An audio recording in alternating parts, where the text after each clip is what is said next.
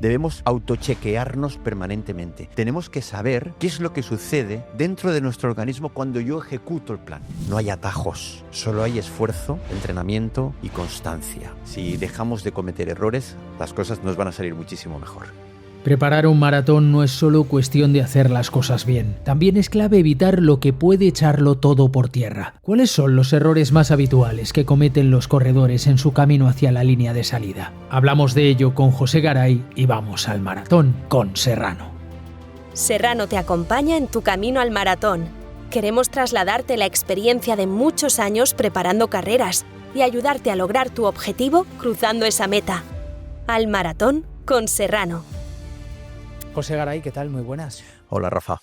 Hablamos mucho de qué hay que hacer, cómo hay que prepararse, de qué manera hay que enfrentarse a la distancia de maratón. Hoy queremos hacer todo lo contrario. ¿Qué es lo que no hay que hacer? Y lo que más habitualmente se hace de eso que no se debe hacer. Los errores más comunes a la hora de preparar un maratón. Así es, ¿no? Yo creo que es importante tener en cuenta todos estos errores que vamos a comentar en este capítulo, porque nuestros corredores de maratón lo tienen que tener muy en cuenta. Desde luego, si dejamos de cometer errores, las cosas nos van a salir muchísimo mejor. Jugaremos con mejores cartas, sin duda. Empezamos por la planificación. Hay muchos errores en la falta de planificación.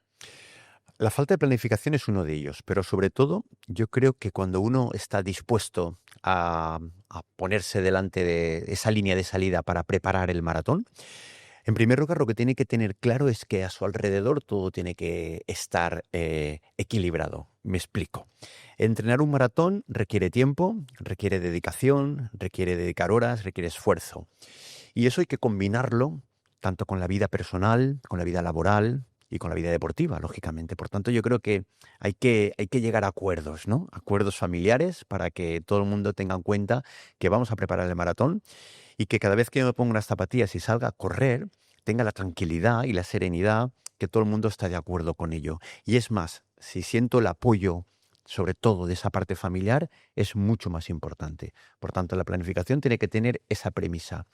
Además, la planificación debe de ajustarse a la realidad de cada corredor. Es decir, no podemos coger un plan de entrenamiento que no tenga en cuenta este tipo de variables y, por tanto, yo me convierta en un esclavo del plan cuando el plan debe adecuarse a lo que yo soy en mi vida diaria y en mi vida profesional. Me explico. Podemos encontrarnos planes donde te estén pidiendo que tienes que salir 5 días a la semana a entrenar, ¿no? 5 sesiones, cuando a lo mejor lo que puedes hacer son 4. Es decir, el plan debemos adecuarlo a las posibilidades reales de cada uno y no al revés. Eso me parece que es tremendamente importante. Que al final tener un plan, ejecutar un plan, llevar a cabo el plan, es una de las premisas fundamentales para poder conseguir el éxito. Y un plan de maratón no es una cuestión lineal, no es una cuestión que debemos entrenar lo mismo en cada momento y en cada situación, sino un plan tiene que estar dividido por diferentes partes, en la que cada una de esas partes va a tener un contenido, va a tener unos objetivos, tengo que realizar una serie de entrenamiento, y si soy capaz de continuar el plan y entrenar semana tras semana, esa continuación del plan es lo que me dará el estado de forma. Tan peligroso es ponerse a preparar un maratón sin tener un plan, como dejarse dominar por el plan. El plan debe adaptarse a las circunstancias y van a pasar cosas en las semanas de entrenamiento. Flexibilidad en el plan, no rigidez, ¿vale? ¿Qué puede pasar en un plan específico de maratón que dependiendo del corredor o dependiendo del entrenador pues puede oscilar entre 16, 18 semanas, ¿no? Incluso 20 semanas? Pueden ocurrir muchas cosas. Puedo caer enfermo, puedo lesionarme, puedo tener cualquier circunstancia adversa, porque al final el plan es la superación cada día de esas dificultades, no solamente del entrenamiento. Entonces, lo que tenemos que procurar es no ser rígidos en el plan y escuchar mucho a nuestro organismo. Eso es una clave fundamental en una preparación tan larga como requiere el maratón. Debemos autochequearnos permanentemente. Tenemos que saber qué es lo que sucede dentro de nuestro organismo cuando yo ejecuto el plan, cuando yo estoy entrenando el plan. Porque el entrenamiento es algo muy, muy curioso, muy bonito, ¿no? Es decir, el entrenamiento no es lo que el entrenador pone al atleta, al corredor, sino el efecto que causa ese entrenamiento dentro del organismo, lo que llamamos la carga interna. Muchas veces no dominamos esa carga interna y puede ser que el propio plan me esté llevando a una situación que no debe, es decir, situación de fatiga, situación de cansancio. Por eso debemos de escucharnos perfectamente. El plan debe ajustarse a la realidad de cada uno y el corredor debe estar permanentemente en escucha y hacer caso a lo que su organismo le va indicando. Y para que el plan se ajuste a nuestra realidad, algo fundamental es una prueba de esfuerzo. Una prueba de esfuerzo debería ser de obligado cumplimiento para todos aquellos corredores que se enfrentan a situaciones de exigencia máxima, ¿vale? En general para todo el mundo, pero sobre todo cuando afrontamos un maratón en el que el maratón me va a exigir, porque yo poder estar encima de las zapatillas y recorrer 42 kilómetros, no hay una varita mágica que me va a decir ponte las zapatillas y corre los 42 kilómetros, no hay atajos, solo hay esfuerzo, entrenamiento y constancia. Y mucho entrenamiento, un entrenamiento en el que en ocasiones vamos a exigir al organismo a situaciones muy importantes. La prueba de esfuerzo indica en primer lugar y algo fundamental, que tú estás en perfectas condiciones de poder exigirte. Estás en un estado de salud óptimo, correcto. No hay problemas cardiovasculares, muy importante, y tu funcionamiento de todos tus órganos están en perfectas condiciones. Tu fisiología y sobre todo tu fisiología en el esfuerzo, cuando estamos practicando deporte, cuando estamos corriendo, está en perfectas condiciones. Pero además, la prueba de esfuerzo nos va a decir quién eres como corredor.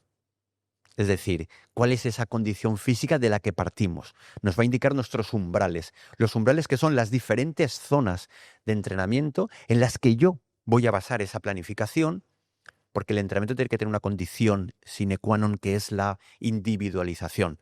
El entrenamiento no es el mismo para todos, sino cada corredor debe tener su propio entrenamiento. Y esa prueba de esfuerzo nos va a decir, mira, aquí tienes tus umbrales, aquí tienes tus zonas de entrenamiento y aquí tienes tus limitaciones. Pero a la vez que te indica tus limitaciones, te indica si eres capaz de trabajar bien, cómo vas a ser capaz de mejorar. Es decir, que una prueba de esfuerzo sería absolutamente determinante, yo no diría determinante, pero sí muy importante para cualquiera de los corredores que se enfrenta a la distancia. Y hay que tenerla antes de empezar a preparar el maratón y antes de planificar ese entrenamiento. Mira, básicamente a mí me gusta que mis corredores, sobre todo en esa parte inicial de la preparación, que es una parte un poquito más genérica, donde estamos alejados de la competición, es decir, la planificación se va alterando, se va modificando. Al principio es una parte mucho más genérica, donde el corredor va cogiendo el nivel de forma más o menos óptimo y con cierta rapidez, pero llega un momento en el que hay que hacerse una prueba de esfuerzo. A mí me gusta que por lo menos las últimas 10 semanas el corredor tenga esa prueba de esfuerzo, porque son las semanas que dentro de la planificación son de superexigencia, ¿no? Las superespecíficas, donde vas a hacer esas tiradas largas. Y qué importante es, Rafa, saber en esas tiradas largas, saber a qué ritmo tengo que hacerlas, para no pasarme, pero tampoco para no quedarme corto. Es decir, ¿cuál es la zona óptima de entrenamiento? Si ajustamos bien la carga de entrenamiento y esa prueba de esfuerzo nos lo va a indicar, nos va a ayudar muchísimo. Y otro de los errores típicos es la planificación de carreras durante el entrenamiento, no elegir bien las carreras o elegir carreras que no van a sumar en esa planificación, en esa preparación, sino todo lo contrario. Yo creo que la preparación del maratón y el corredor de maratón tiene que ser muy preventivo en las competiciones. Es decir, el maratón exige de construcción, de entrenamiento, exige de continuación, exige de no tener que estar alterando esa planificación porque tengo demasiadas competiciones. Yo creo que no es necesario competir mucho para saber si estamos o no en un buen estado de forma para correr un maratón. Hay corredores que les encanta competir, o sea, que llevan en su ADN ponerse el dorsal y estar cada fin de semana o cada 15 días compitiendo. Pero el maratón no requiere excesiva competición. El maratón requiere la suma de cada esfuerzo, la suma de cada día, porque no olvidemos, y lo hemos comentado en alguna ocasión, el entrenamiento construye y la competición destruye, ¿vale? Y el maratón requiere de construcción y de suma. Competir, además, altera mucho la planificación, porque supone que posiblemente los días previos a la competición yo bajo ese nivel de entrenamiento, porque tengo que tener frescura, tengo que tener soltura en las piernas, tengo que tener energía y por tanto dejo de entrenar. Pero es que después de la competición también necesito un par de días para poder recuperar el esfuerzo que he hecho en la competición. ¿Eso qué significa? Que si los 2 o 3 días previos, más los 2 días posteriores a la competición y el día de la competición tengo que reajustar la planificación, estoy restando días a la planificación. Por eso no creo que sea necesario. Y mi experiencia me dice que realizando en la primera parte de la planificación una distancia entre 10 y 15 kilómetros, que nos ayude a testearnos un poquito cómo va esa planificación, competir un medio maratón a falta de unas 5 semanas para el maratón sería suficiente. Fíjate, te estoy hablando de 2 competiciones y el día del maratón. Creo que sería suficiente. Vamos con otra tipología de errores. Un error muy visible que tiene que ver con no conocer todo lo que nos aporta la necesidad del entrenamiento invisible. Lo intangible, Rafa, lo que no vemos. Lo que muchas veces no metemos en ese saco del entrenamiento, ¿vale?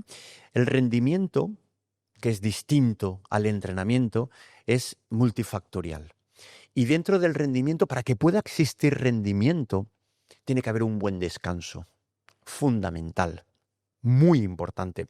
Decía un entrenador holandés que está en Kenia entrenando que el secreto de los corredores africanos, que nos sorprenden a todos, está en el colchón. Es decir, está en la cantidad de tiempo que dedican a descansar. Hasta 16 horas, ¿no? Decía. Barbaridades, es decir, son corredores capaces de entrenar y el resto del tiempo lo pasamos básicamente descansando, física y mentalmente. También es muy importante el descanso mental, ¿no? ¿Qué pasa en el descanso? Ocurre algo especial, ocurre algo mágico que a veces minimizamos.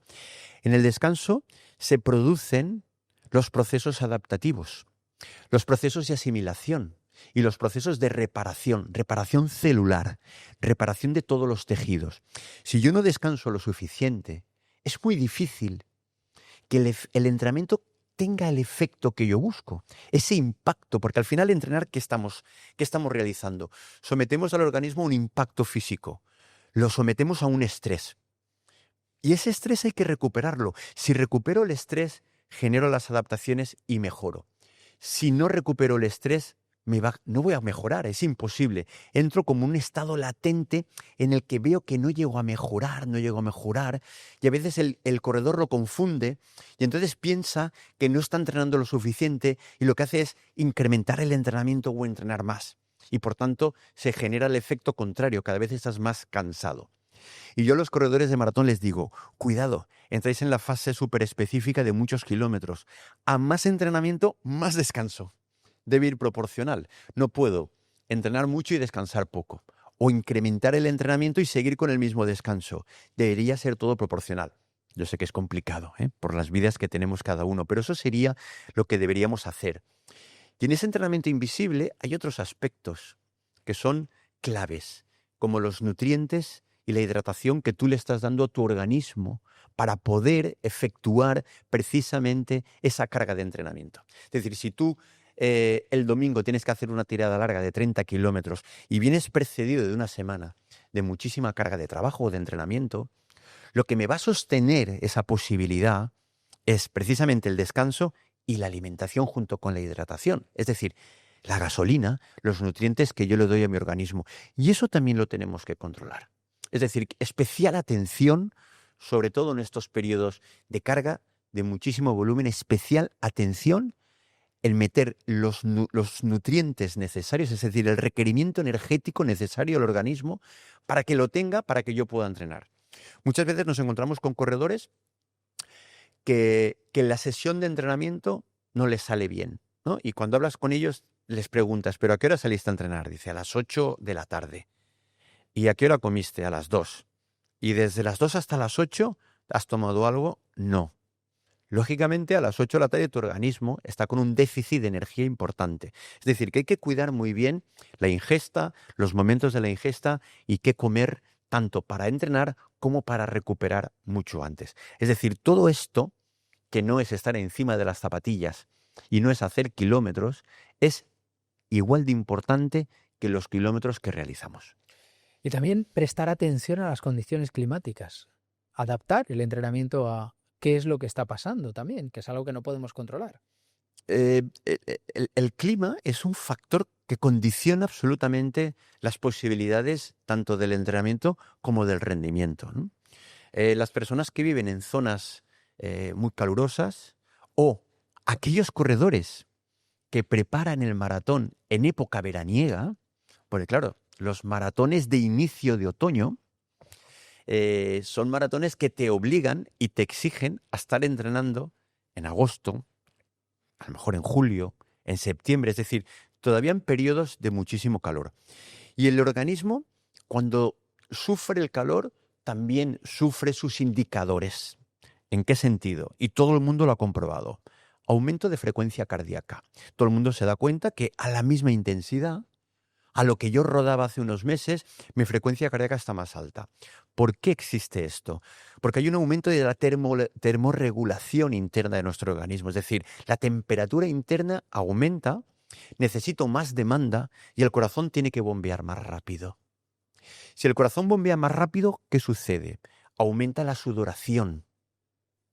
Y lo notamos rápidamente, ¿no? Es decir, como esa sudoración, sudamos por donde no nos lo imaginábamos antes. Es decir, hacía 3 meses no sudábamos tanto con el mismo nivel de esfuerzo y ahora sudamos mucho más. ¿Qué significa? Que el impacto físico ante un mismo entrenamiento es mucho mayor. Todo esto hay que tenerlo en cuenta y debemos procurar buscar entrenar primero a ciertas horas del día donde no esté pegando el sol de lleno, eso sería lo más importante. Por tanto, yo siempre recomiendo más a primera hora de la mañana que a última hora de la tarde-noche, porque a última hora de la tarde-noche al final el entrenamiento me acaba estimulando mucho y luego me cuesta mucho dormir o descansar y estoy perdiendo o estoy restando esas posibilidades del descanso. Yo creo que es mucho mejor el entrenamiento por la mañana. Llevar una buena pauta de hidratación no solo durante el entrenamiento, sino durante todo el día. No podemos salir a entrenar y no haber bebido agua o la hidratación correspondiente durante las horas previas. Tú tienes que llegar al entrenamiento habiendo hecho ya los deberes en tu hidratación y eso es muy importante. Luego buscar zonas frescas, zonas con sombra y, ¿por qué no?, zonas con fuentes donde me pueda hidratar.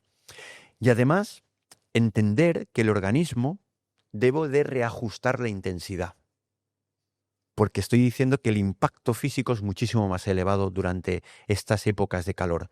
Y lo que necesitamos es reajustar la intensidad, entrenar un poquito más lento, no pasa absolutamente nada, ya pasará el calor y ya podremos retomar otra vez, ¿no? Esas intensidades que teníamos antes, pero mientras que haga calor hay que reajustar un poco la intensidad y reducir el volumen para que ese impacto no me pase factura. Decíamos antes, hay que adaptar el plan de entrenamiento a las circunstancias. Ahora estamos hablando de hay que adaptarlo a las circunstancias climáticas, pero también hay que adaptarlo a nuestro cuerpo. Hablamos de escuchar al cuerpo, pero ¿cómo se sustancia eso? ¿Qué es lo que hay que escuchar? ¿En qué debemos fijarnos? Hoy por hoy, la mayoría de corredores llevan relojes súper inteligentes donde les van indicando absolutamente la evolución del entrenamiento, porque cuando entrenamos modificamos nuestros indicadores metabólicos y cardiovasculares. Si nos fijamos en cómo están entrenando, Rafa, los corredores de superélite, entrenan haciéndose mediciones en el propio entrenamiento, ¿no? Para precisamente o no pasarse en el entrenamiento o decir, bueno, estoy por debajo de lo que puedo rendir un poquito más, ¿no? Tienen analizadores de lactato portátiles que se los llevan al entrenamiento, se hacen un pinchacito, miran el lactato en sangre y son capaces de determinar los milimoles que tienen y a partir de ahí reajustan el propio entrenamiento. Fíjate qué cosa más curiosa, ¿eh? Tenemos la frecuencia cardíaca que nos está indicando si a lo mejor tengo una frecuencia cardíaca mucho más alta de lo normal. Por lo tanto, puede ser que el organismo ese día tenga algún problema o puede ser que lleve unos días ya acumulando más fatiga y por lo tanto mi frecuencia cardíaca va subiendo. Pero sobre todo cuando yo hablo de la autoobservación, es esa capacidad que tiene que tener el corredor de saber que lo que está entrenando es útil. Porque no siempre que entrenamos es útil, Rafa. Muchas veces el entrenamiento nos negativiza por querer ser en ocasiones esclavos de lo que pone en el plan, porque en el plan pone que hoy tengo que hacer 8.000 y tengo que hacer 8.000, pero resulta que ese día has tenido un problema laboral, tienes un problema familiar, se ha puesto enfermo una persona que quieres muchísimo, cualquier circunstancia, y hace que ese día tu organismo no tenga la predisposición, ni la actitud, ni la energía para poder hacer ese entrenamiento. A eso es a lo que me refiero que nos tenemos que escuchar. Y tenemos que practicar el entrenamiento inteligente, no el entrenamiento esclavo de lo que pone en el plan. El entrenamiento inteligente es el que ese día que yo sé que mi organismo no está en condiciones, pues a lo mejor, lejos de hacer esas 8.000, pues quizás es mucho más conveniente hacer un rodaje de 45 minutos, un rodaje terapéutico, un rodaje cómodo, donde yo me encuentre a gusto, y mañana ya seguiremos con el plan. No pasa nada porque flexibilicemos el plan y porque en alguna ocasión yo no cumpla con esa sesión del entrenamiento, porque, insisto, hay muchos factores alrededor del corredor. El corredor no es la persona que se pone las zapatillas. El corredor es la persona desde que se levanta por la mañana hasta que se acuesta, con todos sus factores. Ese equilibrio en lo emocional, ese equilibrio en lo personal, ese equilibrio en lo laboral, hace que al final el corredor todo está conectado. Yo digo que es un ecosistema perfectamente que se relaciona. Y la autoobservación es esto. Es decir, sé que hoy lo que he entrenado ha sido correcto, ha tenido el impacto positivo, me está ayudando a mejorar. O sé que hoy ese entrenamiento no lo tenía que hacer porque me puede pasar factura. Entonces, escuchar al cuerpo es importante. Y luego hay una segunda señal fundamental. Mira, la mejora del entrenamiento, la mejora de la condición física o la mejora del rendimiento solo se obtiene gracias a la continuidad. Solo se obtiene gracias a ser muy constante. Lo que nos para en la constancia son las lesiones. Las lesiones nos apean del camino, nos apean del objetivo que buscábamos. Y esa es clave si como corredor tú sabes que tienes una ligera tensión, un ligero problema. Y a lo mejor, fíjate, lo reparamos con 48, 72 horas de parar, de acudir al fisio a tiempo y dejarlo liquidado. Muchas veces no queremos parar, ¿no? Porque estamos en una tendencia en la que no paro porque ahora estoy bien de forma, ¿cómo voy a parar? Si paro voy a perder la forma. Pasa que el corredor tiene la creencia que porque pare 2 días de entrenar se le va a ir todo lo que ha conseguido en los últimos meses, ¿no? Y no es así. Hay que saber reconocer que hay ciertos momentos que hay que parar. Saber parar a tiempo para que esa lesión la podamos tener controlada y que esa lesión al final no sea un problema de verdad y que nos obligue a parar, también es muy importante. Y eso es escucharse. Y eso es ser inteligente y saber parar a tiempo. Es decir, que la auto-checking, la autoobservación permanente es determinante. Y yo creo, y lo creo con fe, porque con todos estos años he hablado con muchísimos corredores, el corredor que se autoobserva, que es inteligente y sabe lo que le pasa dentro de su organismo, es el corredor que es sostenible, es decir, que es sostenible en el tiempo, ¿no? que perdura durante muchísimos años y que tiene un rendimiento óptimo y de alguna manera disfruta también haciendo este tipo de... Disfrutar en el sentido que se autorresponsabiliza de lo que quiere hacer y cuando tú le das la continuidad al entrenamiento y consigue los objetivos, te refuerza. Y cuando a ti eso te refuerza, quieres seguir a por más objetivos. Tenemos una buena colección de errores comunes y nos quedan todavía más. Así es, Rafa. Todavía tenemos unos más que decir a nuestros corredores. ¿Los abordamos en el siguiente episodio? Siguiente capítulo. Pues en el siguiente capítulo, más errores comunes de los corredores y mientras tanto seguimos yendo al maratón con Serrano. Este podcast es posible gracias a Serrano, marca de alimentación líder especializada en productos derivados de la carne. Su misión es inspirar a los consumidores para que incorporen a su forma de vivir hábitos de vida saludables basados en el equilibrio entre una buena alimentación y la práctica de ejercicio físico. Al maratón con Serrano. Suscríbete en tu plataforma de audio preferida.